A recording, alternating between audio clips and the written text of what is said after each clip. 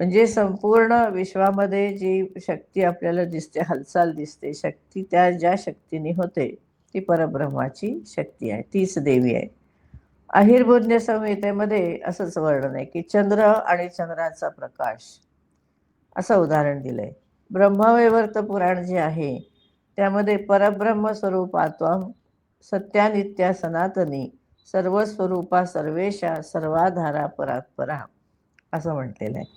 इथं देवीला परब्रह्म स्वरूप मानलंय, सत्य नित्य शाश्वत सर्व स्वरूपाने प्रकट झालेली, सर्वांचा मालक असणारी, सर्वांचा आधार आणि शिवाय सर्वांच्या पलीकडे असणारी. नारदीय पुराणामध्ये सर्वाद्या तू भवेत शक्तीर आनंद घनगोचरा ब्रह्मरूपा चिदानंदा परब्रह्मैव केवलम, असं म्हणून ही शक्ती परब्रह्म स्वरूपा कशी आहे ते सांगितलंय.